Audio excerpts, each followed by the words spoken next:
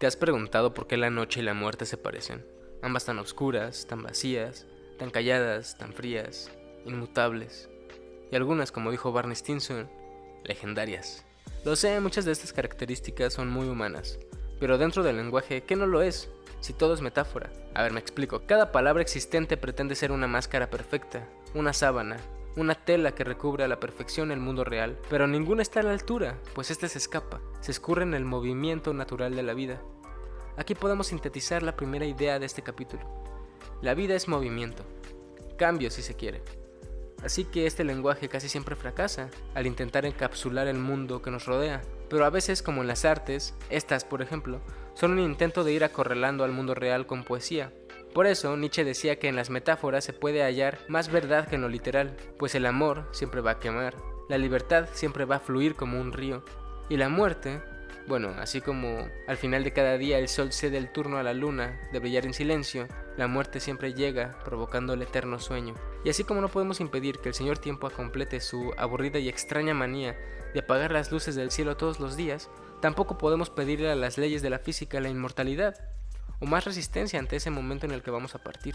No podemos pedirle a nuestro cuerpo que sea invencible ante la indiferencia salvaje del mundo. Y sí, yo sé, suena muy injusto, pero así funciona. Por eso muchos han dado con la idea de apreciar la vida como un regalo. Más allá de como una literal sentencia a muerte de nuestros propios progenitores, la vida es tener la oportunidad de percibir el mundo en cachitos. De que el todo se contemple a sí mismo, a través de nosotros, de nuestro cuerpo, y experimente, y baile, y cante, y se estremezca. Y llore también, ¿por qué no?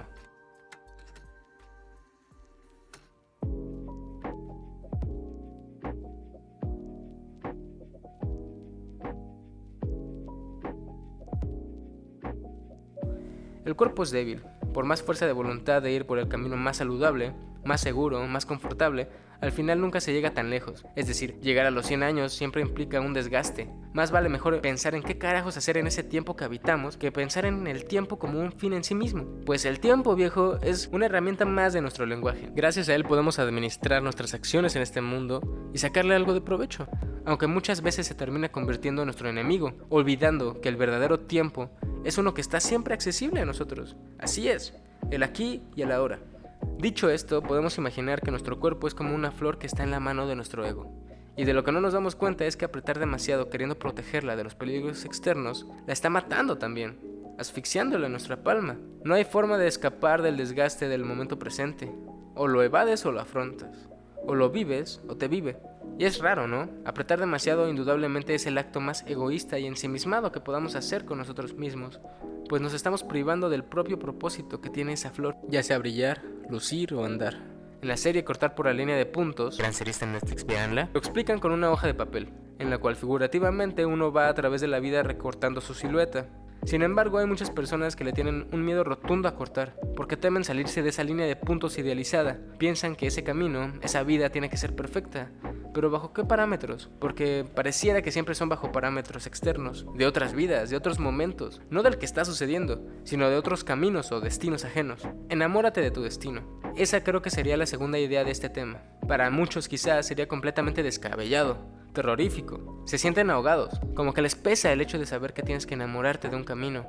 Y ese es el que te define, pues para ello tienes que dejar ir otros caminos que a lo mejor tenías pensado explorar. Pero me temo, mi buen, que la vida no te va a dar. Si bien siempre es bueno tener hobbies, intereses, pasatiempos, etc., muchos jóvenes como yo seguimos pensando que en algún momento, de la noche a la mañana, se volverán unos rockstars o el nuevo Messi, a la vez que terminarás la carrera que enorgullecerá a tus padres para siempre. Ah, y también estarás bien mamado, mientras gozas de la mejor vida social que te puedas imaginar. Bueno, punto que sí la armas en alguna de estas. Y si tienes suerte, o como algunos lo llaman, privilegios, obtienes 2 propósitos de esos, cabrones. Aún así, todas esas líneas distintas, todos esos protouniversos de la construcción de una posible identidad, son fuerzas internas que chocan unas con otras y por ende se amarran, se equilibran, no se dejan ser una a la otra. Si quieres ser todo, no serás nada. La procrastinación que le llaman, pues estarás pensando infinitamente a la orilla del mar cuál es el momento exacto, más perfecto para dar el clavado. Pero mientras esperas eternamente, la marea sube. Y aparte de eso, piensa en el mundo exterior, todo el movimiento social, todas las fuerzas externas que chocan y se contraponen. ¿Realmente tienes los recursos materiales para armarla? La propuesta que tengo sería vivir con el peso de ser alguien. Elegir un camino, el más mío, retratados en la historia del universo, como la imagen de Jesucristo en la cruz. Y después ya habrá tiempo de gozar de placeres y banalidades. Esas están ocurriendo todo el tiempo. Pero lo verdaderamente importante está aquí para ser contemplado. Pero lo sé, es difícil tratar de encontrar un camino y enamorarte de él, aún con tanta injusticia, con tanto desbalance allá afuera. Pues que eso se vuelva parte de la lucha, porque podemos permanecer estáticos y sufrir mientras el polvo se acumula en las esquinas de nuestra mente. Porque la muerte es eso, es la ligerez, ese equilibrio que carece de movimiento, que quiere desatar todo nudo, que quiere cerrar los ojos todo el día, sin sentir ese dolor matutino. O por otro lado, podemos hacer de esta experiencia en primera persona una aventura, de la cual sabemos que no saldremos vivos, pero entonces que ese sea el impulso, y no perderlo, porque la vida igual nos va a matar, pero yo puedo entregarla a mí mismo, a ese no sé qué, al espíritu que me llama, al ego, a mi comunidad, a la poesía, al arte, al amor, aquellas cosas que son su propio fin, pues contienen dentro esas tres virtudes más grandes que un ser humano pueda concebir: el amor, la libertad y entender que un día moriremos. Y bueno, ya para terminar y para que puedan deleitarse de la siguiente plática super random que tuve con Alejandro, uno de mis mejores amigos con quien decidí hacer este pedo, que quiero mencionar que este tema está inspirado porque el Día de Muertos para mí es la tradición más completa que hay. Pese a que no soy una persona altamente creyente en lo paranormal, me considero de alguna forma inquietado por cómo es que funciona la vida y la muerte. Cómo es que esta última nos conecta y nos dota de sentido. ¿La vida termina cuando la muerte llega? La conciencia y la percepción tal vez, y de eso se trata todo, ¿no? Pues no lo sé, tal vez no. Siempre hay un deseo implícito de trascendencia. Creo que recordar a nuestros seres queridos siempre será el punto débil de todos, desde los más fuertes hasta los más nobles o desesperadamente creyentes. Y el hecho de tomarnos un día para recordar cómo es que gracias a ellos el mundo se comporta de distinta forma, es desde cierto punto de vista traerlos una vez más. Rompe los supuestos de tu pensamiento, repiensa tu camino, vuelve a construirlo, analiza a dónde vas, de dónde nacen tus propósitos, del amor, del deseo, de tu ego, o son caprichos de tu cuerpo acaso. A veces quisiera que todos los días contengan algo de eso eterno, que sean milagrosos, aprender alguna idea filosófica que me vuela la cabeza, escuchar un poema que me haga llorar, romper las cadenas que me atan a mis miedos más estúpidos, hacer mis deberes y barrer toda la casa hasta acabar agotado, ver de frente a la muerte y no bajar la mirada, estar en compañía de mis amigos mientras la música suena a tope, mirarlos a todos platicar entre ellos, y yo feliz, encontrarme a mi ex y salir corriendo, o no, o verla, y agüitarme y cantar Cornerstone a todo pulmón, o molestar a mi hermano, hacer enojar a mi padre, abrazar a mi madre, comer con mi abuela, emborracharme, tener miedo, echarme un clavado al agua fría, sentir el dolor en la piel de las burbujas brotando mientras sostengo la respiración, acordarme de mi hermana, llorar, gritar en una almohada y pensar en lo absurdo, en lo injusto, pensar en mi odio rebelde generacional al capitalismo, a lo whitexican y a lo clasista, pero mi contradictorio amor que me rompe por quienes ingenuamente lo predican, mirarlos a los ojos y verme a mí, confundidos en un mundo que está de cabeza, sin culpables, pero con muy pocos héroes o soluciones, y los verdaderos, ridiculizados, o politizados, o capitalizados. Pero bueno, como dijo algún cabrón de por ahí, si el mundo recordara que se va a morir, nos dejaríamos de mamadas y empezaríamos a amarnos unos a los otros. ¿El amor nos va a salvar? ¿Quién sabe? Primero hagamos la distinción del amor y la belleza. Pues hoy no estamos para hablar sobre la gracia de las muchachas. Tal vez mañana nos pregunten por qué nuestros poemas eran largas avenidas por donde venía la ardiente cólera. Yo respondo: por todas partes oíamos el llanto, por todas partes nos sitiaba un muro de olas negras. ¿Iba a ser la poesía una solitaria columna de rocío? Tenía que ser un relámpago perpetuo. Mientras alguien padezca, la rosa no podrá ser bella. Mientras alguien mire el pan con envidia, el trigo no podrá dormir. Mientras llueva sobre el pecho de los mendigos, mi corazón no sonreirá. Matad la tristeza, poetas. Matemos a la tristeza con un palo. No digáis el romance de los lirios. Hay cosas más altas que llorar por amores perdidos. El rumor de un pueblo que despierta es más bello que el rocío. El metal resplandeciente de su cólera es más bello que la espuma. Un hombre libre es más puro que el diamante. El poeta libertará el fuego de su cárcel de ceniza. El poeta encenderá la hoguera donde se queme este mundo sombrío. Pero bueno, ahora sí dense con la charla. Bienvenidos, amigas y amigos, al primer episodio de Prohibido Pensar. Este podcast empezó porque a mí siempre me ha gustado, como toda la gente, platicar con sus amigos. Aunque creo que a nosotros lo llevamos al otro extremo. Siempre terminamos en una esquina de las fiestas platicando sobre Dios, sobre la filosofía y esas cosas, esos líos en los que estamos metidos sin resolver en la vida. Gracias a esto me di cuenta que el platicar es sinónimo de pensar colectivamente. Y pensar es una ventana de esta cárcel en la cual se asoma la poesía. Aquella metáfora que une a todo ser vivo. Aquella pista llamada amor, que nos ata y nos dota de sentido. Y nos hace trascender en esta caída en picada a la muerte. Hoy hablaremos de ello. Y del miedo que surge al pensar en nuestro fin. De nuestros seres queridos que se nos adelantaron. Un saludo a todos ellos. Y sobre cómo lidiar con esto del cual no podemos huir. Porque pensar y hablar de ello es lo único que nos puede hacer trascender. Navegar por encima sin quemarnos. Y eso me lleva a explicar el porqué del nombre de nuestro podcast. No queremos que dejen de pensar, pero si de algo estoy seguro, es que una orden irremediablemente causa un sentimiento de oposición, y necesitamos más de ello, porque el pensamiento y el silencio son uno. Pero debemos escapar de esta corriente que nos ata y nos dice qué tenemos que pensar. El pensamiento libre es aquel que habla. Es aquel que habla de lo que nadie habla. Aquel que mira a la muerte y al vacío a los ojos y no parpadea. Con valentía, pues. ¿Cómo estás, amigo? Muy bien, viejo. Y la valentía es importante. O sea, a estos temas usualmente uno quiere, para evitar profundizar en ellos, por los temores, evitar, pues, para empezar, tocarlos. Ajá. Y en segundo lugar, contemplarse a sí mismo en final. Son cosas que causan un temor casi instintivo. Y siento que justamente profundizar en ellos permite no solo domar ese temor, sino tomarlo con la cotidianidad, que es de hecho una muerte en la vida diaria. Porque sí, o sea, también siento que vital. Hablar de la muerte como todos los días no ha de ser muy sano, pero, o sea, vale la pena hablar de ella de vez en cuando, ¿no? O sea, tomar estos días, por ejemplo, de Halloween y del Día de Muertos como justamente, hay algo excusa. Ahí que a nivel cultural, en múltiples culturas a lo largo del mundo, hay una época dedicada a esa situación, a la muerte. Y es que, ¿qué pasaría si no, sabes? ¿Qué pasaría si no existieran aquellos días en los que no habláramos de nuestros seres queridos que se fueron? Que no recordáramos que vamos a morir, güey. O sea, ¿qué tan peligroso sería pensarnos como unos seres que no vamos a morir nunca? Siento que se perdería en la contraposición, o sea, la muerte, sin muerte no hay vida y viviríamos, pero no tanto, sin tener conciencia. O sea, seríamos seres eternos hasta el momento que dejamos de serlo.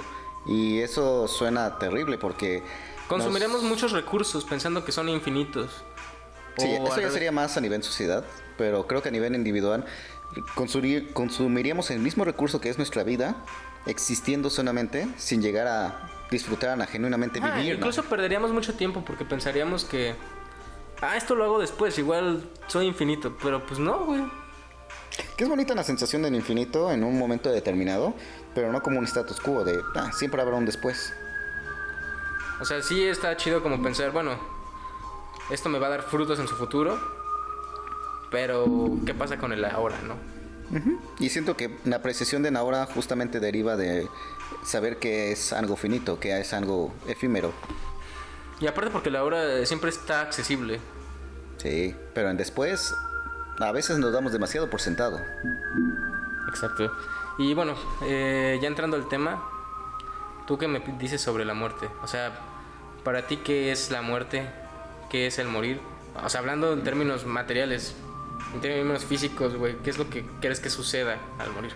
Pues esencialmente es una putrefacción del cuerpo.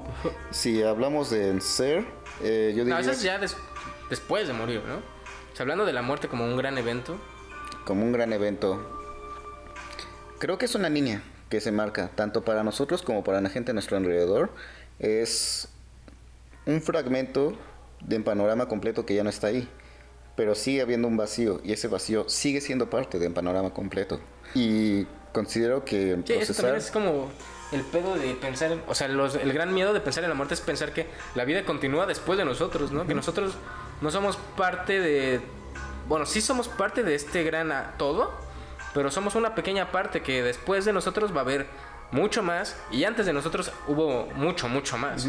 Algo que siento que ejemplifica perfectamente esto Es más que una película Ajá. en retrato, en objeto, en retrato de Dorian Gray. Cómo es que sí, se va malformando con el paso del tiempo, pero es un cuadro. Ajá. Un cuadro que es una imagen constante, pero que gradualmente va cambiando.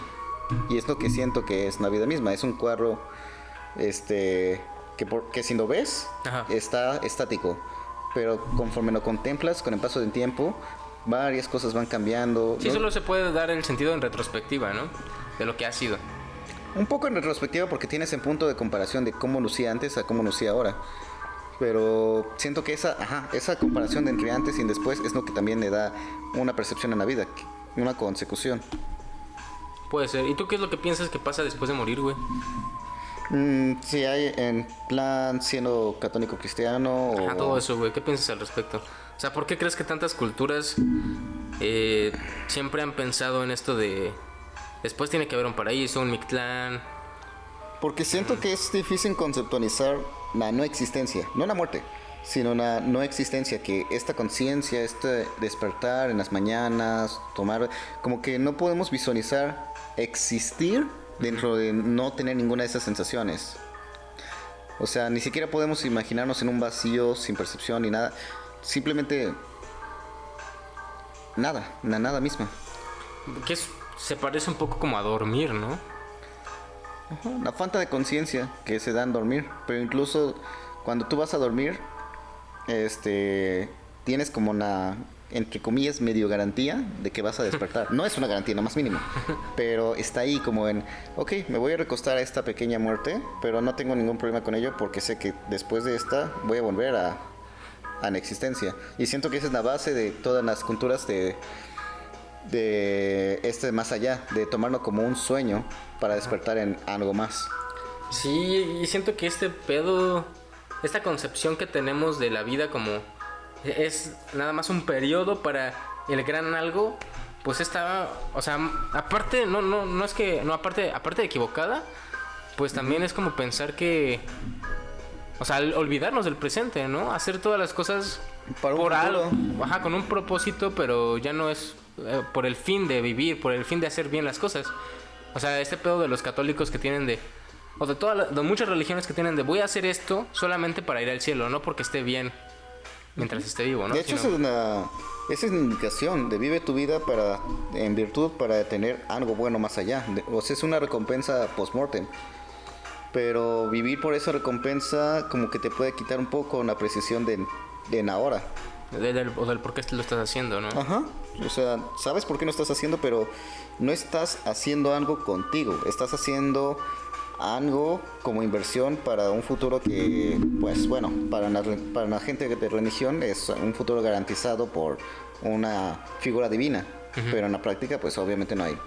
Está ninguna garantía muy de rara nada. la música, ¿no? Ahorita, aunque está muy medio intenso, ¿no? Ajá, que si quieres poner algo más lo-fi, spooky. No, está chida esta. ¿Sí? Va. Sí, no hay pedo. En todo caso, siento que sí me agrada mucho el tema de la teología. No es algo que haya investigado a profundidad, pero sí me gusta ver cómo es la línea de pensamiento que llevó a las antiguas culturas y las más recientes a crear esta percepción de más allá, ya sea infierno, paraíso, o sea, de la religión católica pues prácticamente fue pasan en la tarea de último momento de las distintas culturas que precedieron al dogma actual de esa religión, pero a la vez estos dogmas anteriores... Hablas del cristianismo. Ajá, del cristianismo católico. Incluso... Pues vamos, es que está atado, o sea, justo, ¿no? Al judaísmo y todo eso. Después... pero vamos, incluso... La Biblia existía antes del cristianismo, güey. Canonizaron en fanfic de Dante, del infierno, y ahorita es la imagen conectiva del infierno es prácticamente como Dante describió esa parte. Entre eso y otras culturas, obviamente. Pero en panorama general de ese lugar de sufrimiento y fuego, viene de ahí. ¿Tú no crees en la vida después de la muerte, güey? Generalmente diría que no. O sea, no podría decirte con garantías, porque obviamente no hay forma de ir allá y volver. De que pudiera haber un más allá. Sin embargo, dedicar mi vida a esa concepción, vamos a hacer unas cuentas de voy a dedicar para esto, aparte de vivir una vida de virtud, no meterme en ningún vicio, ir a la iglesia todos los domingos. Sería 1 hora por cada semana, serían 52 semanas al año, serían 52 horas.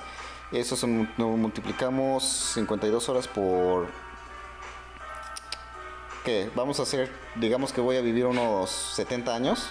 52 horas, 70 años. Ahorita voy a sacar una calculadora de mi celular. Es un chingo de tiempo. No, ni siquiera me voy a meter. Y es un tiempo, entre comillas, que voy a decir...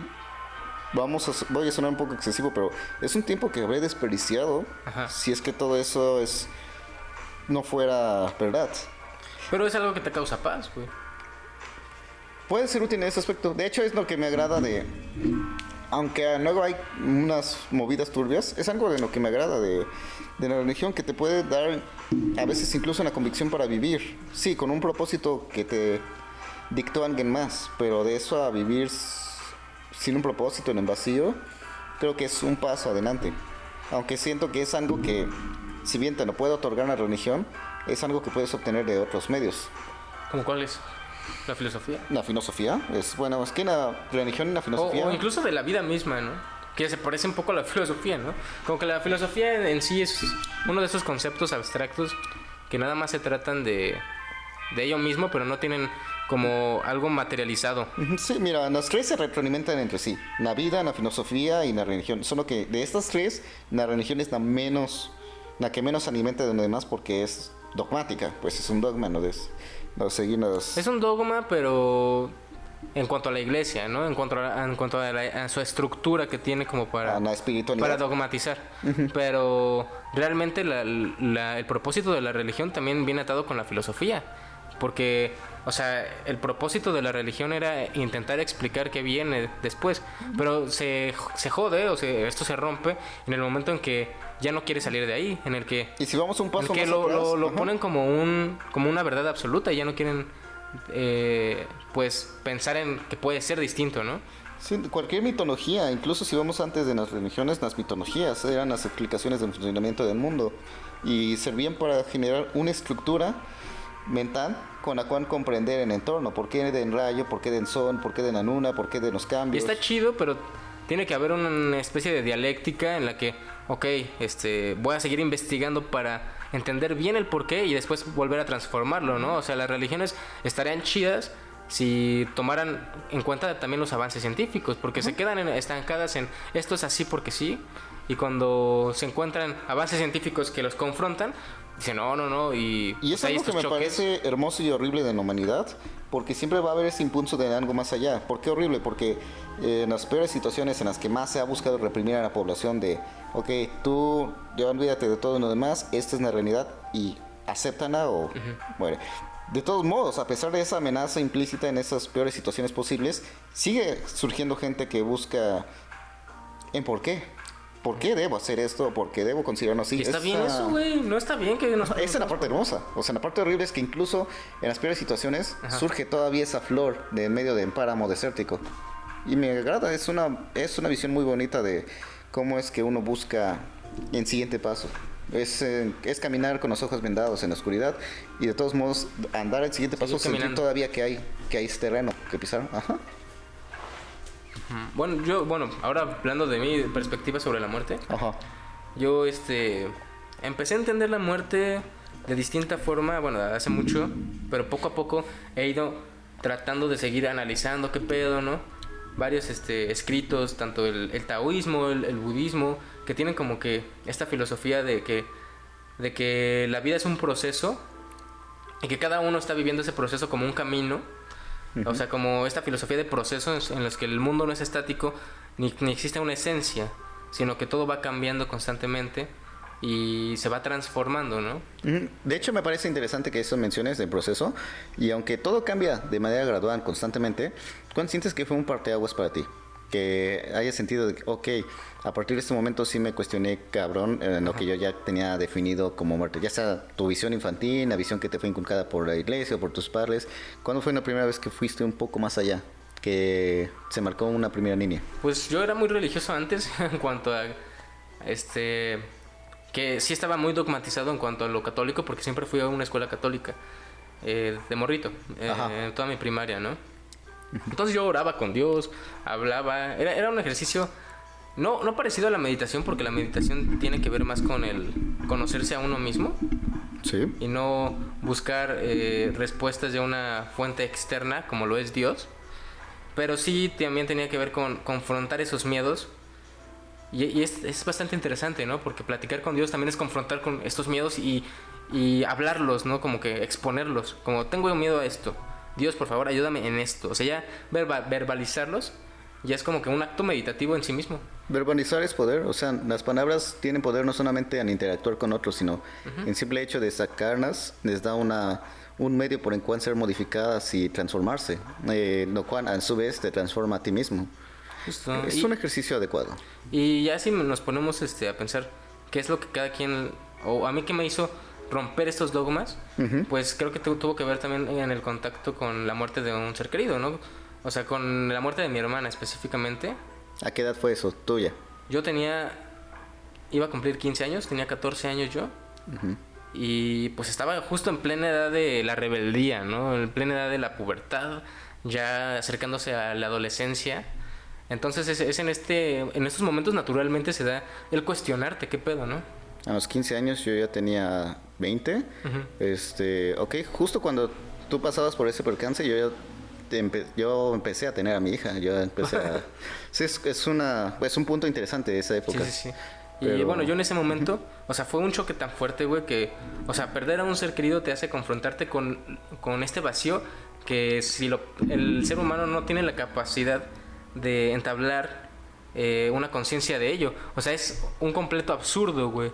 El pensar que estás consciente y luego ya no, y esa conciencia se derrumba, ya no existe, güey, ¿no? Ese vacío para nosotros es absurdo porque la conciencia es como algo que pareciera no morir, güey, pero pues está atada al cuerpo. Ciertamente. Y bueno, a partir de eso fue que dije, bueno, aquí hay algo. Y a pesar de que yo seguía, después de que pasó eso, yo seguía como que orando en Dios, o sea, creyendo en Dios, orando, pensando en este tipo de cosas de que, bueno, está en un lugar mejor, ella está bien, todo esto. Me empecé a cuestionar ciertas cosas, güey. De una u otra forma, empecé a tener contacto con la filosofía. No una filosofía de leer libros así cabrones, pero simplemente de filosofías que sí me hacían cuestionar la realidad, la ética, el por qué haces lo que haces, por qué crees lo que crees, güey. Un saludo al Diego Rusarín. Pero sí era como que, güey, tengo tantas certezas ya mentalizadas en mi... O sea, tengo tantos sesgos, güey, que realmente no sé de dónde vienen, ¿no? Y me empecé a cuestionar de dónde venían. Y una película me fue llevando a otra y de repente conocí a Evangelion. Oh, ok, vamos a hablar de Evangelion. Es buen tema. Y no solo Evangelion, también también. Conocí a Migala. Migala, ya sabes que es para mí como la inspiración más cabrona en cuanto a podcast, porque ellos hablaron sobre el sentido de la vida. ¿Cómo te llegó a ti Vigana? O sea, nada más estabas en YouTube random y te llegó una imagen de un video que tenía un título interesante, o te lo recomendó a alguien conocido. No, es que yo estaba es que te digo, una cosa lleva a la otra, ¿no? Y es también parte de emprender ese viaje o parte de emprender ese camino tuyo, que sientes que algo te está llamando y tienes que seguir caminando a ver qué es. Hablando filosóficamente, güey, o sea, de ideas filosóficas, pues tienes que... Un filósofo es lo que hace, ¿no? Siempre seguir caminando a ver qué más escarba, qué más encuentra. Y eso es algo que yo hice en cuanto a que, por ejemplo, un profesor en mi preparatoria se llama Nava, se apellida Nava. Nava. Este güey fue el que me hizo romper este pedo de que la escuela tiene que ser así. Y este güey hablaba con groserías. O sea, él me enseñó historia de México en inglés. Te topaste con una persona de esas que rompen el molde. Nice. Y dije, güey, hay tantos sesgos que tengo y este güey me está hablando de esta forma. Quiero más de ello, ¿no? Entonces, después conocí a otro profesor, igual en mi misma universidad, al que le apodaban Zapata, se llama José Luis. Y gran profesor, güey. Él tenía este pedo de la meritocracia, el cual yo ya tenía como ciertos choques con ello, de que la meritocracia no existe, ¿no? De que este pedo, esta estructura social está mal, de que realmente las cosas no son están naturalizadas, pero realmente no hay bases en ello, ¿no? Simplemente vivimos en este camino que nos hizo estar dogmatizados y sesgados. Sí, lo que me gusta justamente de las personas que rompen el molde es que su mera existencia choca con la concepción que tenemos de las cosas, así es como es y pues así es como tienes que ser. Su mera existencia es un estimulante para la gente a su alrededor, para que también empiecen a notar, ok. Sí, y aparte hay muchas personas, güey, he visto que les da miedo eso, como que ven este tipo de cosas, este tipo de profesores, y dicen, güey, es que pues este güey está diciendo groserías en la clase, no se vale, o no está dejando tarea, o cierto tipo de cosas que ellos utilizan como herramientas para ¿Demeritar? Para ser más creativos a las personas. Las personas, sí. Pero muchos lo ven mal y les da miedo porque están tan normalizados a la norma. ¿Cómo debería ser? Ajá. Que pues no se dan como que la oportunidad de conocer nuevos horizontes, ¿no? Y era algo que a mí se me rompió pues cuando pasó esto de mi hermana, güey, porque pues al final es como que te chocas con la muerte y te das cuenta de que existe mucho más de lo que quieres y quieres explorarlo porque dices, güey, voy a morir. Entonces dices, pues quiero ver qué hay en el mundo antes de valer verga, porque si no, no voy a poder, güey. Y bueno, el punto es que conozco a José Luis, habla de la meritocracia y después choco con un video del señor Santo. Que, pues no sé, creo que mi algoritmo de YouTube ya estaba como que en este pedo de rebeldía social, por decirlo así. Y entonces el señor Santo hace una crítica muy buena, con tintes de comedia, que se llama La clase media me da acidez. Y me mamó, güey, o sea, me encantó el cómo escribió sus chistes. O sea, yo sé que en este momento a lo mejor si lo vuelvo a ver, algunas cosas ya las he superado en cuanto a que ya he tenido mucho contacto con esta información.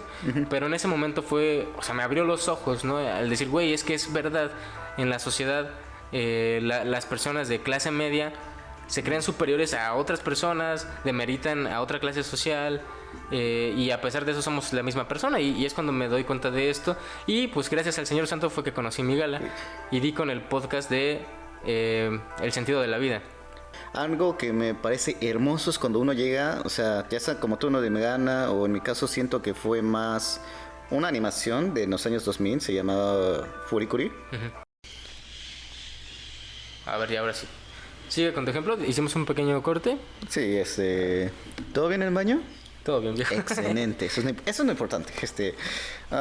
Animación Furikuri. En esta, o sea, yo tenía que, creo, unos 5 o 7 años, pero todo lo que vi en ese episodio 1 fue tan diferente a todo lo que había visto antes en la tele, en los medios, todo lo demás. Fue en una visita a una casa de unos familiares, mis primos, que en aquel entonces eran unos adolescentes de 12, 15 años. Solo vi una fragante porque después me sacaron por ser muy niño.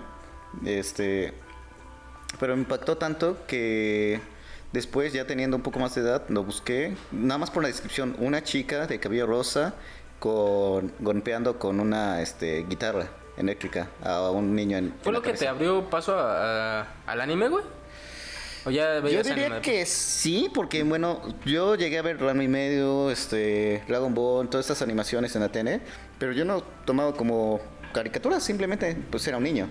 Esto fue la primera vez que vi algo más allá de eso y dijiste, bueno, aquí hay una idea, ¿no? Aquí hay algo, ajá.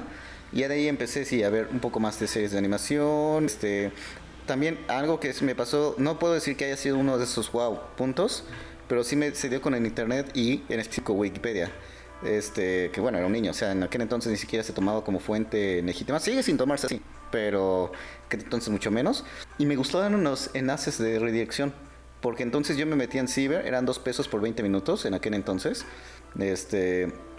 y me metí a ver Miguel Hidalgo. Y después de ahí, en la Independencia, y también mencionaban algo de la Revolución, ok, daban clic, abría otra página, eso, y no leía, me leía eso, y terminaba leyendo sobre el espacio, sobre los agujeros negros, no sé cómo avanzaba de un tema a otro, pero me encantaba esa redirección, y así es como mucha información para un niño pequeño, porque siento que tenía que 10, 12 años, pero me parecía muy interesante y llamativo.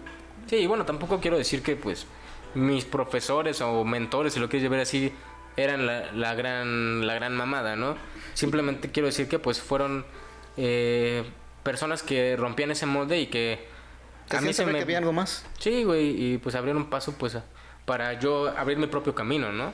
Porque eso también es muy importante. Al principio, como que primero lo que quieres hacer es copiar o intentar ver todo ese contenido para pensar, para dogmatizarte, ¿no? Romper esos dogmas que tienes previamente y volver a dogmatizarte con los nuevos que estás viendo, que estás leyendo. Pero lo chido de esto es que normalmente la filosofía no busca dogmatizar. O sea, la filosofía siempre busca como crear más preguntas.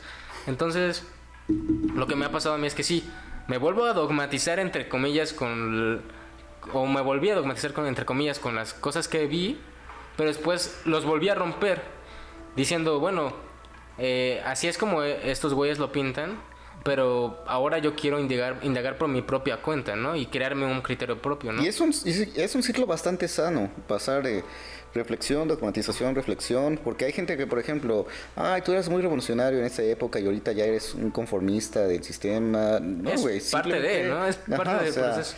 Pero no porque, no debe ser satanizado ni en pensar, ni tampoco en cambiar de ideas. Incluso desde cosas banales como un gusto musical. Ahorita... Bueno, si cambias a una idea muy pendeja, güey, más dogmatizante, pues sí está medio... Algo pasó ahí, ¿no? Sí, pero también de esa algo idea dio pendeja... en tu ego. Ajá. Cuestionarla y ya después eventualmente darte la oportunidad de cambiar, porque... Sí, o sea, para cambiar sí tienes que hacer un proceso de ¿qué pasa cuando crítica a ti mismo? Ajá, si atacas mucho a una persona por su idea, le impides la posibilidad de en cambio. Que sí hay ideas que son peligrosas, como lo de no antivacunas, por dar un ejemplo de muchos que hay, que se pueden hacer en su momento, pero si te lo cuestionas y lo reflexionas, en lugar de quedarte atrapado en una cama de ecos, y hablamos a nivel social, wow, hiciste un círculo con el humo del cigarro, de gratis, ni siquiera lo intenté. Ni siquiera lo intentaste. Es que estamos fumando mientras hablamos, obviamente, pero porque es un podcast, no puede haber un podcast si no tomas sin un vicio de por medio, alcohol, cigarro o lo que sea. En este caso café, lo que sea. Yo estaba tomando un café. Volviendo al tema. Siento que es esa ruptura y sanar y después romperse es lo que hace que uno termine adoptando formas nuevas como individuo. Bueno, y retomando el tema de la muerte, o sea, algo que me hizo mucho sentido fue también el anime de Evangelion, porque también estaba como en este pedo de la filosofía de procesos, ¿no? De que todo es un mismo proceso. Uh-huh. Y en Evangelion tal cual como que lo intentan materializar en cuanto a este ácido verde, ¿cómo se llama? NSN. Naranja. NSN. LSL, que se supone que güey Ikari en juntar a todos para acabar con el sufrimiento colectivo, ¿no? La complementación humana. La complementación humana, la viste todo, güey, como complementarnos porque todos estamos en un constante sufrimiento de sentirnos vacíos, de sentir que nos falta una parte, güey. Estar incompletos, ¿no? Este sentimiento de sentirnos incompletos es causa de la mera conciencia, del mero sentimiento de existir. Y también ese es un punto que usualmente la gente también usa para atacar a otros de, ok, tú tienes una esposa, hija, familia, ¿por qué te sientes vacío? Deberías ser feliz, pero no dejan así, o sea... Pero eso es todo, güey, o sea, sí. Eso es todo en esta vida, tener esposa, hijos, pues no, güey, o sea... Creo que hay más allá, ¿no? Y tenemos que... Bueno, no sé si tengamos que seguir explorando, pero lo ideal sería sentirte completo con lo que tienes, a pesar de que no sea todo. Sin embargo, existe algo dentro de... algo intrínseco del ser humano que... Busca algo más allá. Busca algo más allá porque, en primeras cuentas, venimos al mundo como con un vacío en el pecho, ¿no? Como lo decía, no sé si Schopenhauer o alguien... No recuerdo bien, pero... ¿Por qué dice que venimos con un vacío en el pecho? O sea, siento que viene de esta afirmación rotunda de la primera noble verdad del budismo, que es que la vida es sufrimiento. La vida es sufrimiento porque el lenguaje o la conciencia, para no confundirnos en tantos términos, la conciencia es entenderse a uno mismo separado de todo el proceso del mundo incluso. O sea... Y lo que nos hace ver esta serie o incluso la filosofía taoísta, es que todo es un proceso y somos parte de ese proceso. Nosotros somos una parte más, una micro parte más, pero para que todo ese proceso exista de cierta forma.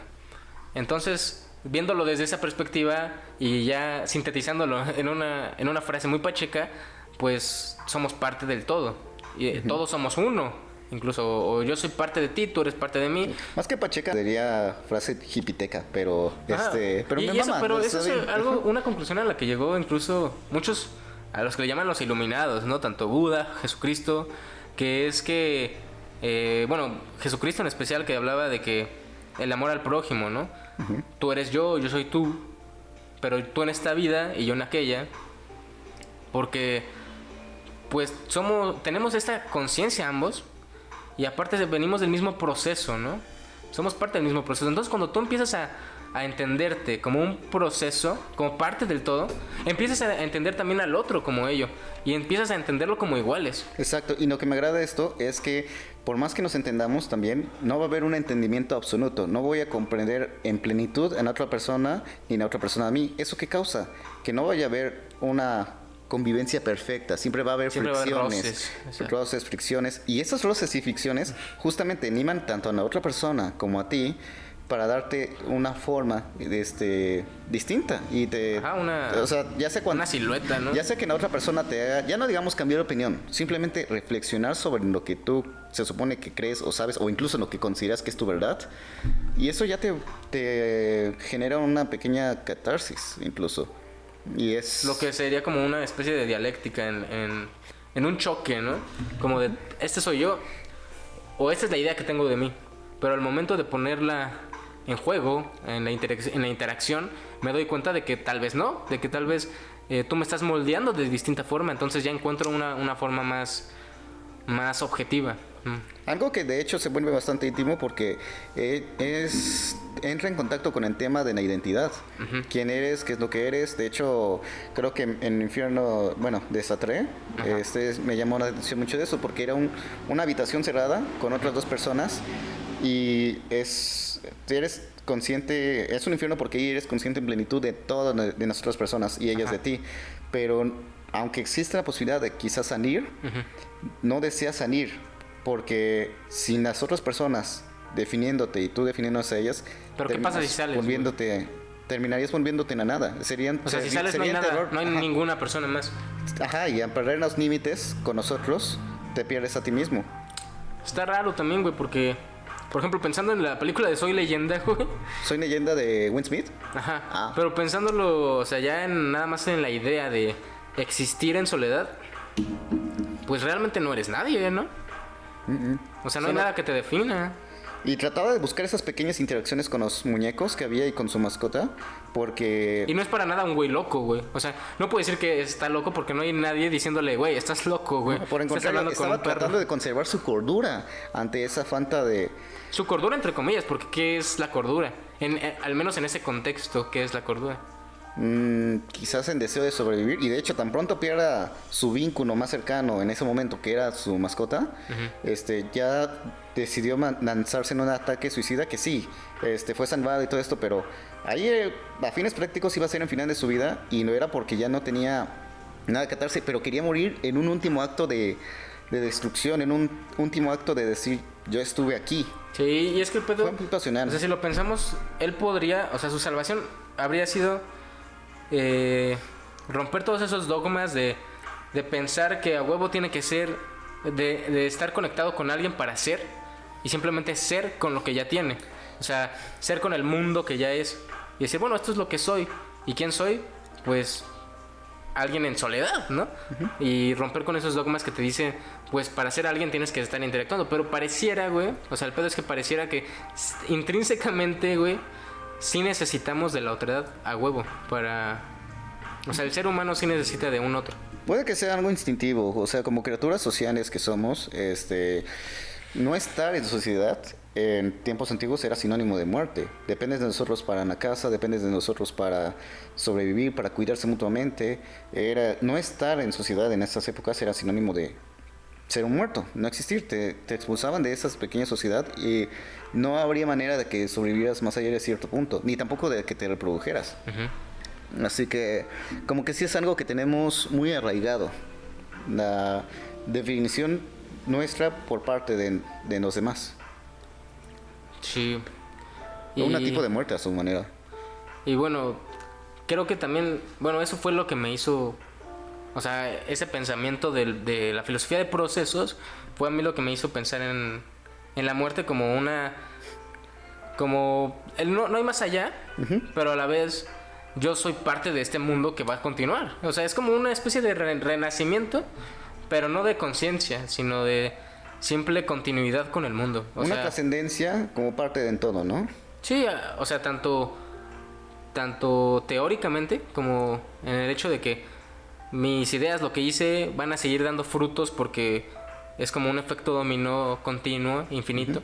Como en Om, en el libro de Siddhartha. Om. Pero también en el aspecto físico, no solo teórico. En el aspecto práctico es de que pues voy a seguir, si me entierran, pues voy a ser comida para gusanos. Y estos gusanos van a crear más vida, por así decirlo. Por medio de sus propios procesos. Me voy a descomponer y voy a ser parte del aire que respiras. y pues va a seguir este flujo, ¿no? O sea, al final el mundo y todos sus componentes químicos, todos juntos se equilibran. Y ese equilibrio jamás se ha roto.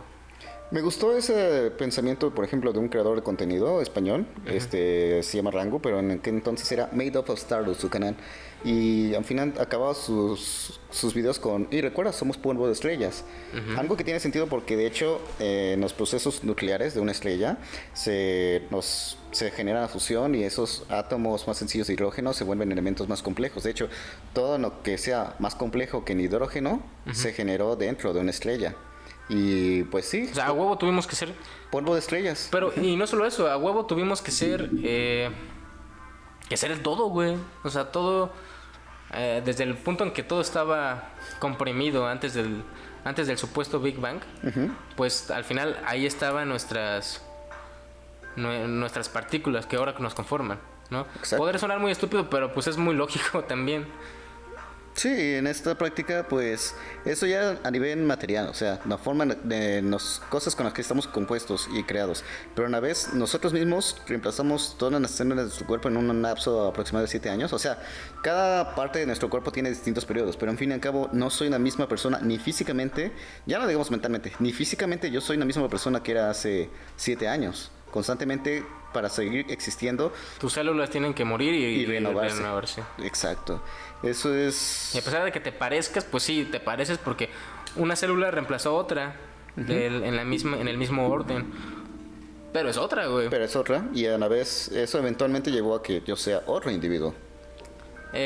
Pues sí, o sea, eres otro individuo, pero igual tampoco se puede decir que eres otro totalmente, ¿no? Exacto, como que parte esencial pues, al final somos fue lo la mismo. Existencia de esa persona, y esa persona a la vez yo soy esa persona que era hace 7 años, pero también esa persona es alguien que distinto a mí.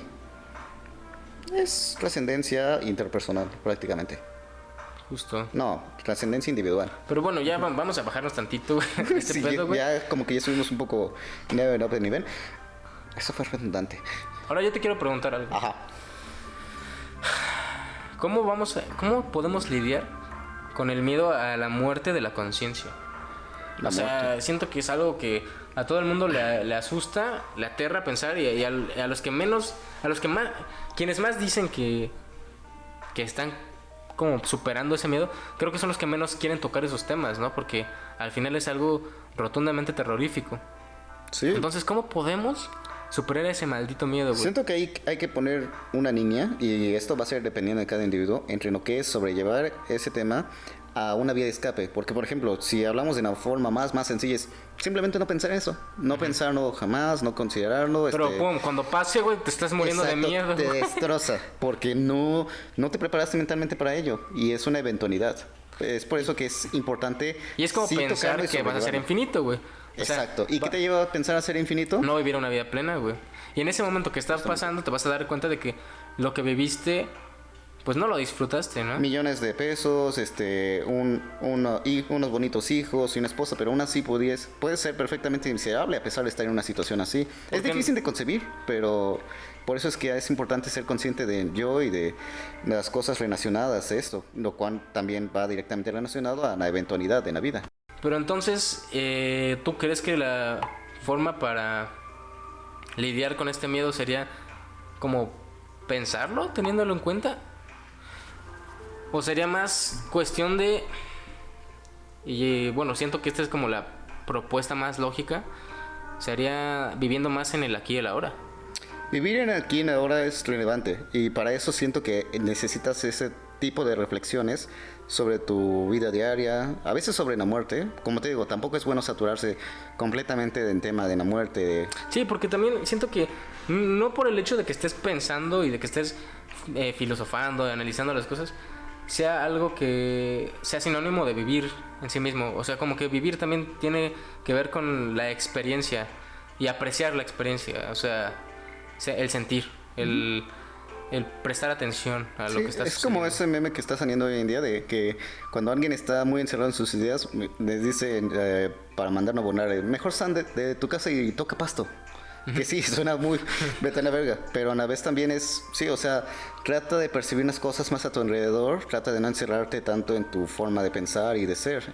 Aparte porque sí es muy hermoso cuando te acuerdas de que te desensimismas, güey. O sea, dejas de prestarle atención a tu propio ombligo y empiezas a observar lo externo. O sea, siento que ese pedo de observar lo externo, a pesar de que pareciera que no te estás mirando a ti mismo, al contrario, el estar constantemente con este choque externo es lo que te está definiendo, lo que te está haciendo explorar tus propios límites y lo que te define y define tus bordes de persona, de identidad.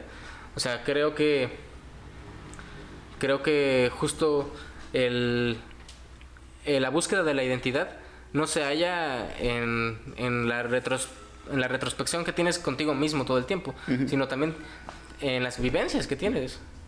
Creo que es una parte vital mantener un balance, porque justamente tienes que también tener tanto en tiempo para tocar pasto, como en tiempo para después pensar en, ¿y qué pedo con el pasto?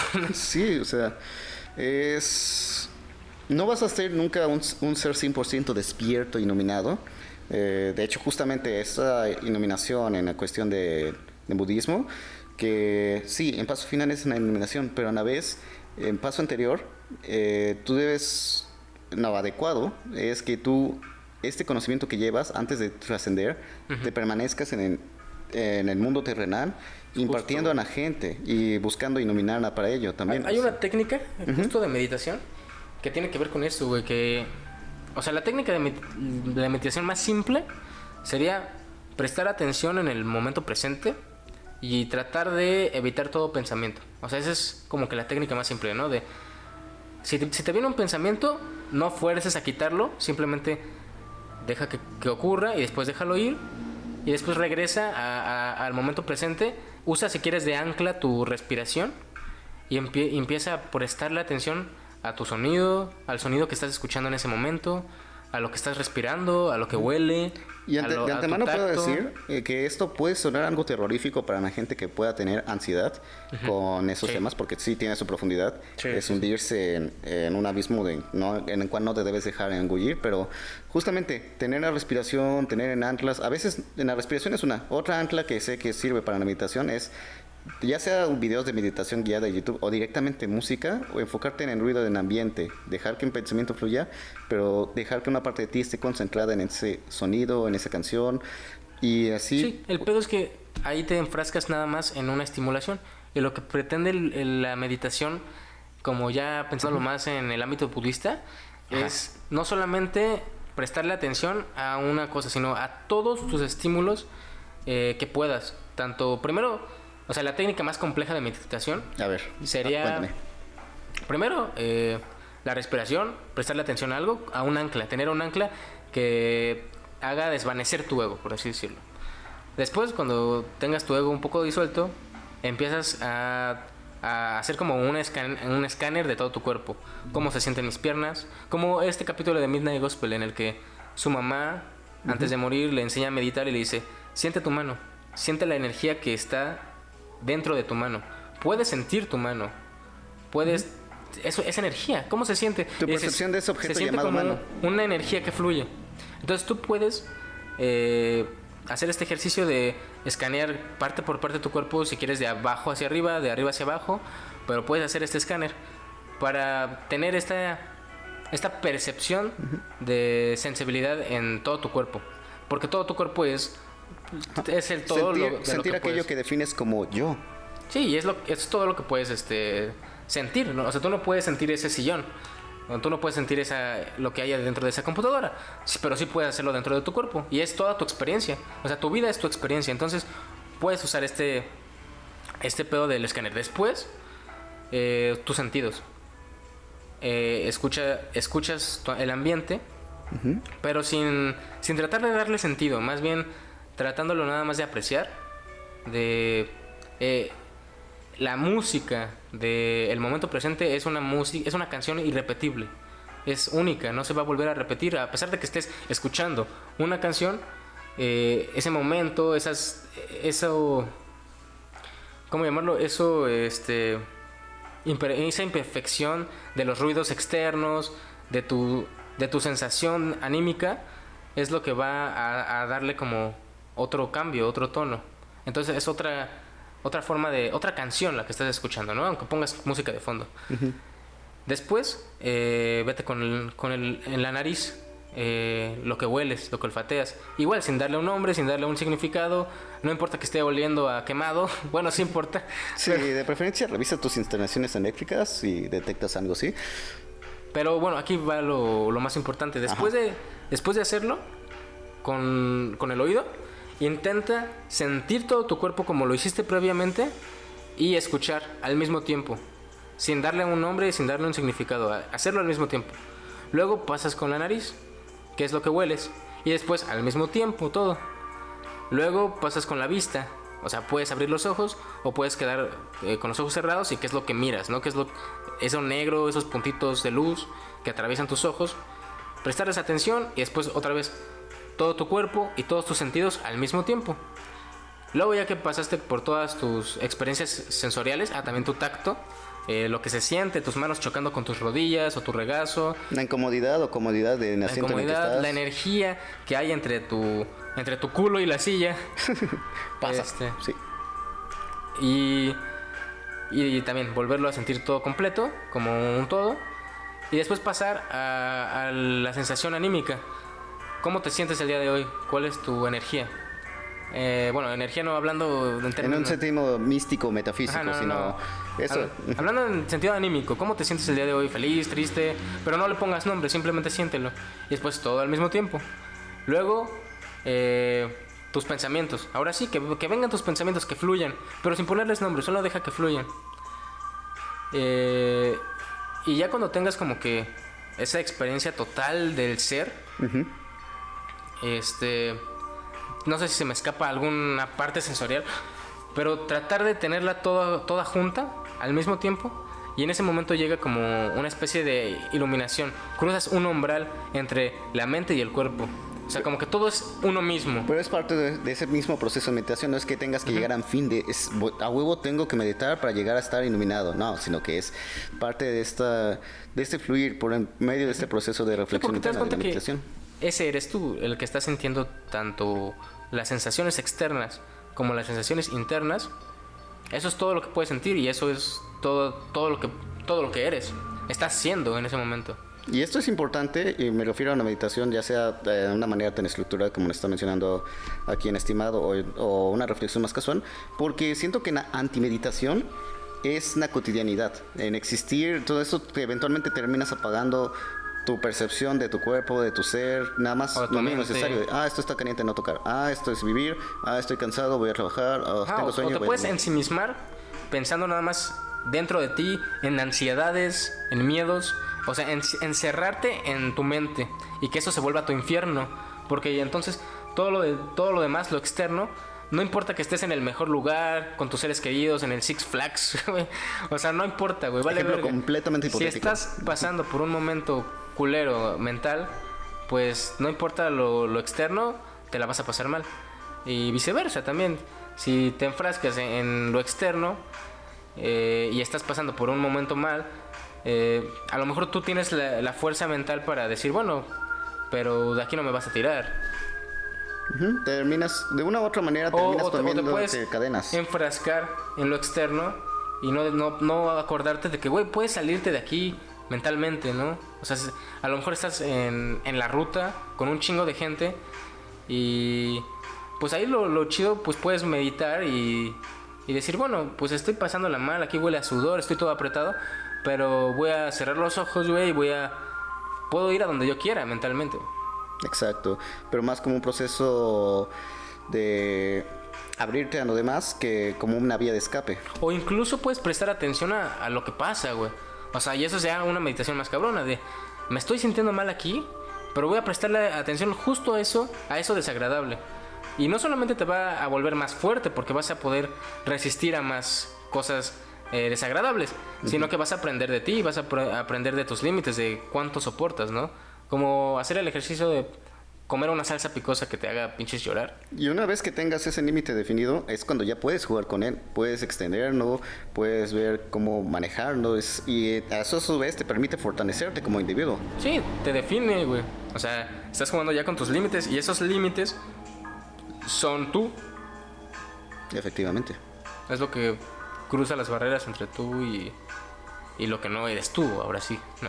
Porque pues puedes pensar que yo no soy en cuanto a que algo me desagrada. No, prueba eso, o sea, mantente firme ante ello, no escapes de eso y prueba a ver qué tanto puedes soportar en eso. Siento que esos desafíos son los que hacen que uno pueda llevar una vida más plena, pero son las cosas que justamente la gente esquiva. Porque buscan hoy en día como que el placer instantáneo, ¿no? De no quiero soportar la espera, no quiero soportar esta falta de estímulos que ahora tenemos con la tecnología. O sea, güey, apenas vi a mi hermanita chiquita, güey, que estaba jugando en su iPad mientras veía una película en la misma Tu iPad. otro hermanito, sí. ¿Eh? Tu otro hermanito. Sí, mi otra hermanita, güey. Y estaba viendo una película mientras jugaba, güey. O sea, es como, no mames, hace una cosa, ¿no? O igual mi hermano lo encontré jugando a la Play mientras veía en su laptop no me acuerdo, una puta serie de Boys o algo así. Buena serie, pero... Que es como que pierdo y mientras está cargando el juego volteo a ver la serie, ¿no? Y es como, no estás haciendo realmente algo, güey. Ajá, no, de hecho, tanto pierdes matices en el juego en el que estás jugando, como también pierdes la visión o parte de los hilos que se están narrando en el medio de la serie o película. Y también estás acostumbrándote a que todo tiene que ser inmediato y cualquier falta de espera te desespera. Sí, irónicamente ese miedo al dolor, en este caso a la falta de estímulos, genera más sufrimiento. Porque terminas buscando por medio de esa mini vía de escape, esquivar cosas que si las supieras enfrentar, podrían llevarte a una vida más plena. Creo que ahorita, ¿cuánto llevamos de grabación? Ya 54 minutos. 4 minutos. Creo que ya podemos empezar a darle un poco de cierre a la situación. Sí, ¿Qué libros recomiendas, por ejemplo, que te hayan hecho reflexionar de estos temas? Bueno, antes de eso quería proponer como... O sea, ¿tú qué piensas al respecto de que... ¿Cómo podemos hacerle frente a este miedo de la muerte de la conciencia? Y mi propuesta sería... Aparte de la meditación. Aparte de la meditación, como entregar tu vida. No sé si me explico, como darte cuenta de que vas a morir, aceptarlo, no negarlo, o sea, como decir, bueno, voy a morir y estoy bien con esto. Sí. Va a ocurrir en algún momento, ya sea de forma bien culera o de forma instantánea, pero lo acepto. Voy a hacer lo que yo quiero, güey, con este ratito que tengo y entregarla. Es como una forma mental, como el Eterno retorno. El eterno retorno. Que, pues ok, o sea, si a lo mejor esto se repite, yo lo único que quiero es cargarle significado a mi vida y realmente hacer lo que mi espíritu me está exigiendo. Entonces, en el momento de morir, güey, no es como que no me mató la vida, yo la entregué. Sí, vivir. O sea... justamente de eterno retorno, en el caso hipotético de que las acciones que estás haciendo en este día van a ser repetidas hasta en eternidad, Pues que haya entonces, sido- entrégate, güey. Ajá, va a ser, entonces asegúrate de que sea una experiencia de la que no tengas en peso de no haber usado bien. O sea, o sea, es claro que a lo mejor el eterno retorno no existe, hablando ya físicamente, ¿no? Aunque, bueno, hay ciertas teorías físicas en las que si el mundo se está expandiendo va a volver a comprimirse y una y otra vez infinitamente. Pero, o sea, yo creo que si nos mentalizamos como el eterno retorno es algo verídico, pese a que no lo sabemos, porque no vamos a estar ahí conscientes para saberlo, voy a hacer como que sí, voy a entregar mi vida para vivir lo que quiero vivir, pues voy a morir. Ujú. Entonces, voy a poder morir a gusto en cualquier momento. Voy a poder, porque ya habré entregado mi vida a lo que quería hacer. No estaré como que esperando al futuro, a hacer lo que yo quiero. Es similar, por ejemplo, a cómo toca esta película de Pixar, Soul, ese tema. O sea, en sujeto muere queriendo alcanzar algo más, pero bueno, después de una serie de cosas que no quiero exponer, porque es una película hermosa, que sí recomiendo niños, adultos verla. Llega un punto en el que una persona que admiraba logra lo que quería, pero después se queda como lo de... Con esta reflexión que le dice esta persona que admiraba de un pez le dice a otro que estaba buscando en el océano y y le dice estás en él, pero no, esto es en agua, yo quiero estar en el océano. O sea, como que terminas la meta no es en objetivo ni en objetivo una meta, pero como que la meta final es en camino que lleva a ella, más que en un resultado al cual lograr. No necesitas alcanzar ya para poder ser feliz, sino que ya estás en el presente. Ya estás en el presente, güey. Y el presente es lo que tienes que percibir y, vamos a decir, disfrutar o ser consciente de ello para poder. Es como enamorarte de tu destino. O sea, existe un destino, pues no lo sabemos, pero sabemos que estamos yendo hacia un camino, que el tiempo se nos está acabando, que el reloj de arena está corriendo. Entonces, enamorarte de lo que ya es. Porque lo que no es, quién sabe, a lo mejor no nos gusta, ¿no? O sea, posiblemente logremos nuestros deseos y cuando lleguemos ahí no vamos a estar satisfechos. O sea, es algo normal que ocurre, ¿no? Lo cual, si de hecho vives sin tener ese deseo, sin la búsqueda de algo más y sin la reflexión de ello, pues nuevamente volvemos a caer en una muerte en vida. Justo, y es también algo de lo que habla el budismo y también quería tocarlo. Ajá. Sobre las 4 nobles verdades. La voy a decir, pues, resumido. Que las 4 nobles verdades del budismo tratan, o más bien, el budismo trata a grandes rasgos de cómo afrontar el sufrimiento. Cómo vivir en plenitud y cómo iluminarnos para poder vivir siempre sin ningún tipo de sufrimiento. Y bueno, las 4 nobles verdades son, primero es el dukkha. El dukkha significa, bueno, tiene muchos significados, pero el significado como más general se le podría atribuir como sufrimiento. La vida por sí misma es sufrimiento, o es una gran verdad en cuanto que no podemos negarlo. La vida conlleva sufrimiento sí o sí. Desde que nacemos, el despertar es un sufrimiento. O sea, nacimos llorando, ¿no? Prácticamente. Prácticamente un bebé nace llorando y si no nace llorando, pues le das una puta nalgada para que empiece a llorar. Y respirar. Y existir. Exacto. O también el mero hecho de despertar cada mañana es algo que duele. O sea, el despertar trae dolor, como que no quieres despertar. O sea, la vida es sufrimiento porque despiertas y eres tú y todo. Y al ser yo, significa que yo no puedo ser tú, que yo no puedo hacer esto, que yo tengo límites, que yo no puedo volar. Recuperas tu conciencia. Con la recuperación de la conciencia vienen los estímulos de la realidad, la existencia. Y con los estímulos vienen tanto sensaciones gratas como desagradables. Pero todo es parte de uno mismo y uno mismo es parte de todo. Entonces, bueno, la segunda noble verdad del budismo habla sobre que todo sufrimiento, que todo dukkha tiene una raíz.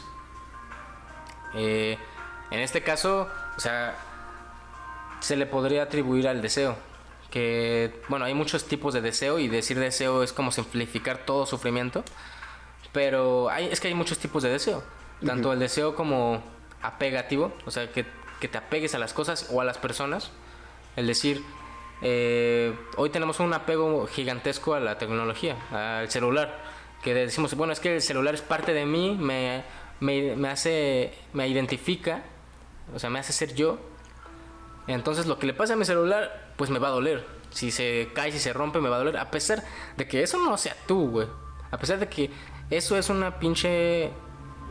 objeto, güey, que tiene también fecha de caducidad, que posteriormente va a morir y va a tener fracturas, se va a caer y pues va a dejar de existir, güey.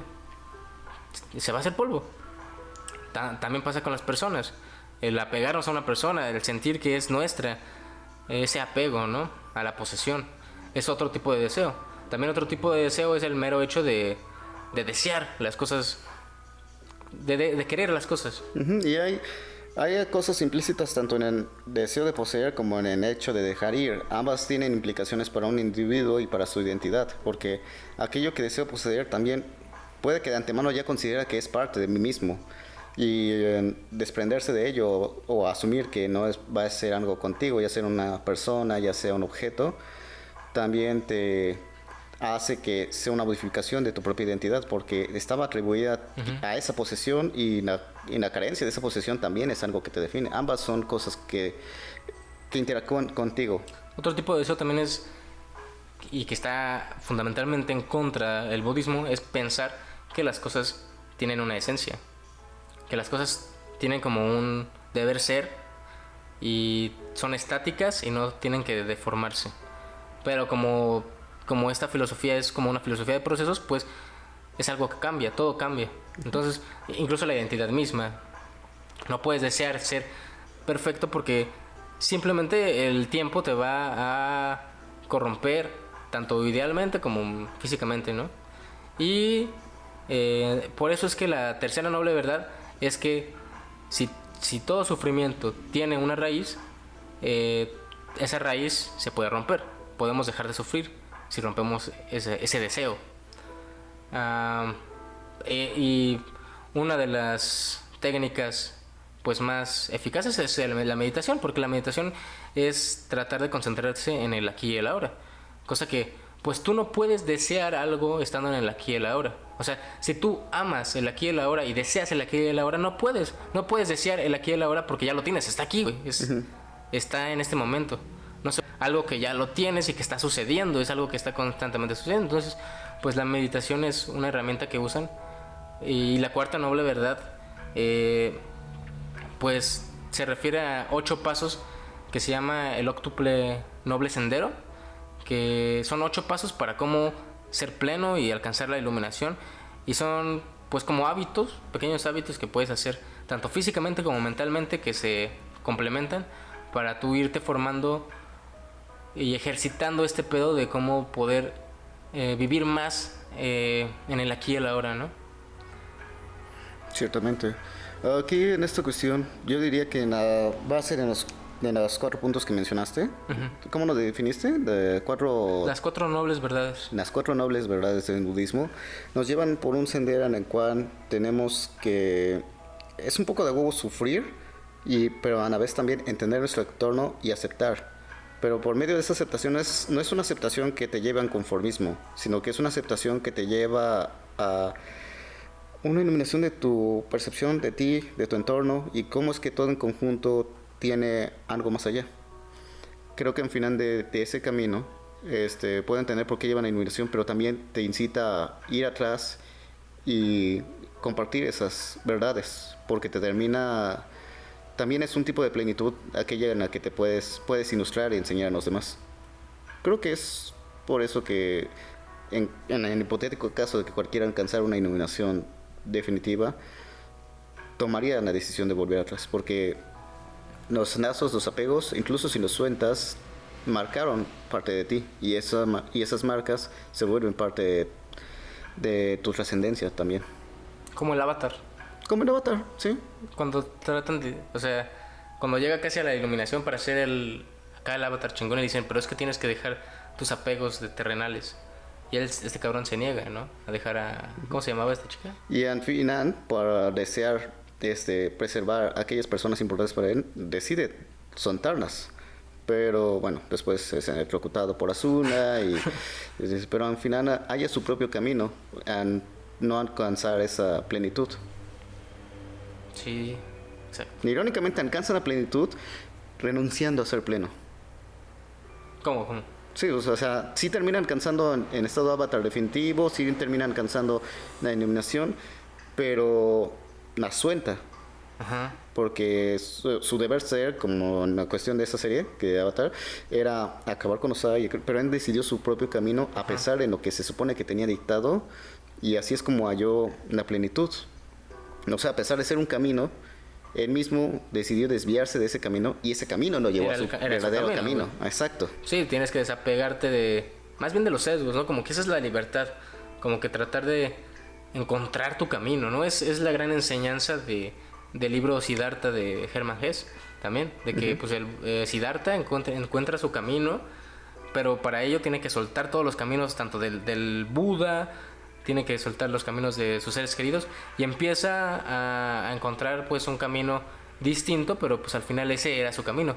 O sea, lo que estás haciendo en este momento, en el aquí y el ahora, pues es tu camino. Se puede nada más mirar en retrospectiva. Y pues cuando estás en ese camino, te sientes más pleno, güey. A pesar de que todavía no hayas obtenido los logros que tu ego quiere, te sientes pleno porque sabes que estás haciendo las cosas para lograrlo. O sabes que estás en ese camino, sabes que estás en tu camino y no estás atado al camino de alguien más.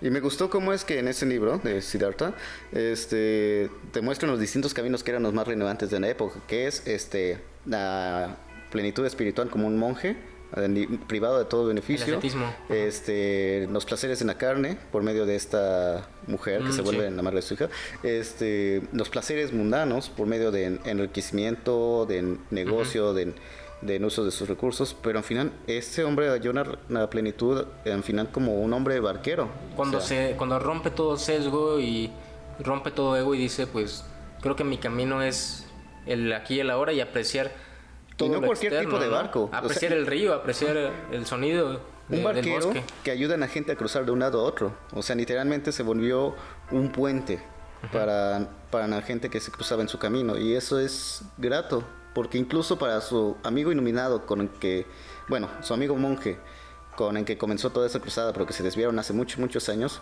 él terminó siendo un puente para él, incluso en medio de todas las diferencias que tuvieron. Y fue hermoso porque fue un reencuentro y fue un final a la vez. Pero bueno, como diría un sabio mexicano penón, ya, a la verga, conclusiones. Conclusiones, señor. Sí, conclusiones y después retomamos el tema. Me parecía... como que esto da para una parte 2. Sí. Vale. Recomendaciones de libros relacionados al tema de la muerte, que no necesariamente sean de muerte, pero que te hacen reflexionar de estos temas. Yo diría Siddhartha, justamente de Hermann Hesse. Es un libro muy breve, pero que a la vez es muy reflexivo. Muy denso. También en de Caballero en la Armadura Oxidada, porque este hombre, protagonista de esta historia, se supone que ya había alcanzado, había ya llegado a la plenitud de lo que él consideraba que era su vida, pero se da cuenta de que estaba tan atrapado de esa manera que ni se representa por medio de su armadura, ya no se la puede quitar, y termina teniendo que hacer una cruzada para darse cuenta de que lo que estaba viviendo no era su vida, y que al final la verdadera vida era lo que tenía que experimentar con sus propios sentidos. Al menos en libros, esa es mi recomendación. Ya en medios más audiovisuales, creo que mencioné la película de Soul de Pixar. O sea, creo que es la película que más te puedo recomendar de Pixar, que toca esos temas. Y te sirve, así seas un hombre de 50 años o un niño en sus 10, esa película es para todo el mundo. Y a nivel literario, creo, mi tercera recomendación, El Principito, que es uno de esos libros que pueden ser leídos en cualquier edad, pero le vas a dar lecturas muy distintas. Tanto eres un niño, un adolescente, un adulto, son esos elementos que te pueden causar un cambio en tu vida. Sí, bueno, yo recomendaciones creo que no tengo muchas. A mí me mamó la película de El Gato con Botas 2, güey, porque... ¡Puta madre! Kino, sí. El pinche lobo como muerte, güey, y cómo se enfrenta al final como de que, güey, tienes que vencer tu miedo a la muerte, tienes que pelear y entregar tu vida, güey. Si te mata, güey, te vas a morir, pero igual lo estás haciendo porque ese es tu camino, güey. Entonces, si te mueres en el camino, lo lograste, güey. Y siento que también tiene que ver con, ya cerrando con la conclusión del el tema en general, siento que tiene que ver con, me recordó una película, El eterno resplandor de una mente sin recuerdos, cuando están acostados sobre el hielo. Ajá. Y este güey le dice, podría morir en este momento, podría morir en ese instante. Está bien chingón porque quiere decir que, o sea, no me da miedo la muerte en este momento porque en este momento me siento realizado. O sea, posiblemente me falta conocer muchas cosas más, pero por lo menos en este momento siento que mi camino cobra un sentido. O sea, no se trata de llegar a ningún fin, se trata más bien de sentir el momento presente y estar bien con ello, trabajándolo como tu camino que te sugiere o que te impulsa tu espíritu, lo que va más allá de cualquier sesgo. La plenitud con tu identidad como ser humano. Sí. Así que bueno, vean las películas. Si no han visto El gato con botas 2, no sé qué están esperando. Que siento que una pelea contra la muerte, güey. Que de O hecho, sea, hablando de peleas, hubo una pelea sobre cuál era mejor entre esa y la película de Pinocho de Guillermo del Toro, que no mames, no sé por qué hay una pelea ahí. Ambas tocan el tema de la muerte, ambas lo tocan de maneras distintas, pero ambas son una realización, porque en el caso de Pinocho aceptó la mortalidad, pero a la vez fue más allá y se convirtió en un individuo que trascendió. A pesar de que nunca llegó a ser un niño de verdad, sí llegó a ser un ser completo, un ser humano de verdad. vale, viejo. Pues bueno, eso es todo. Esperemos que les haya gustado a capítulo 0, la muerte. O capítulo 1, no sé cómo vayamos a ponerle. Pero pues nos vemos en unas 2 semanas con el nuevo episodio. Y pues hasta la próxima. Bye bye.